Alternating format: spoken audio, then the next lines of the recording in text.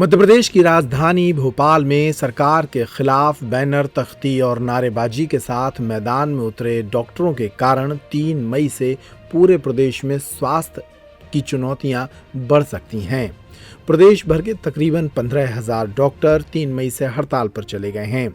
सरकार से अपनी मांगों को लेकर हड़ताल पर गए इन डॉक्टरों ने कहा कि यदि सरकार ने उनकी नहीं सुनी तो ये हड़ताल जारी रहेगी। अगर 95% मांगें मान ली गई हैं तो ये मांगें शायद मैं समझता हूँ कि 10 साल पहले भी मान ली गई थी, 17 फरवरी को भी मान ली गई थी। सब कुछ हो रहा है, कहाँ है? मतलब क्या ये बातों से ही मान ली जाती? आदेश कहाँ है? और हम ये कह रहे हैं कि जब एक सहमति बनी थी हमारी, उसके आदेश हैं कहाँ? फिर उसमें अड़ंगा क्यों आया? अधिकारी पलटे क्यों अपनी बातों से? तो ये हमारा ये सवाल है कि जो आज 10 सालों से चिकित्सक केवल आश्वासन पे वापस आ रहा था, और अगर आज वो ये कह रहा है कि अब मैं आदेश के बगैर वापस अपने काम पर नहीं जाऊंगा, तो क्या गलत है?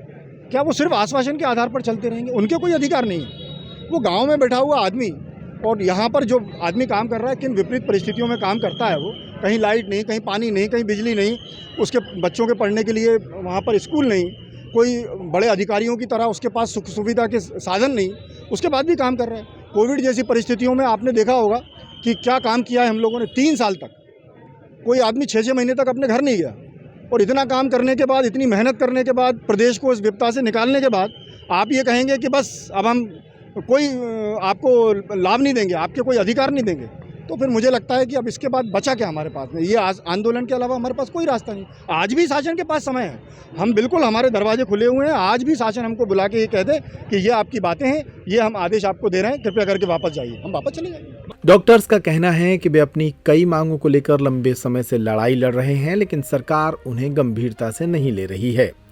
जाहिर है इस साल मध्य प्रदेश में विधानसभा के चुनाव हैं। ऐसे में डॉक्टर्स को लगता है कि अगर इस साल उन्होंने हड़ताल कर सरकार पर दबाव बनाया तो उनकी मांगें पूरी हो सकती हैं। यहाँ पे जो आज स्ट्राइक हुई है, डॉक्टर्स की मांगें बहुत जायज़ हैं। हम लोगों को इतने सालों से हम यहाँ गैस राहत में काम कर रहे हैं, मगर अभी तक हमें परमानेंट नहीं किया गया है, और सैलरी इंक्रीमेंट भी नहीं किया जाता, ना कि ईयरली इंक्रीमेंट तक हमें नहीं मिलता।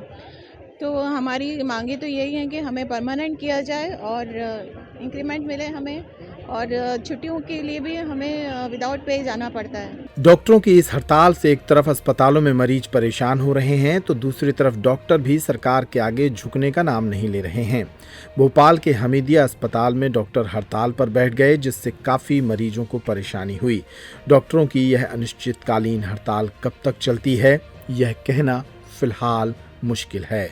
ये है कि हम लोग परमानेंट होना चाहिए, और हम लोग की सैलरी का इंक्रीमेंट होना चाहिए, जो 8 साल से हुआ नहीं है। सैलरी हम लोग की 2015 से वही सैलरी चल रही है, उसी में हम लोग काम कर रहे हैं। मैडम, हड़ताल जो हो रही है, इस हड़ताल में भी आपका समर्थन है। क्या मानते हैं कि ये जो मांगे हैं जायज़ हैं, और जो मरीजों को परेशानी हो रही है वो किस हद तक सही है?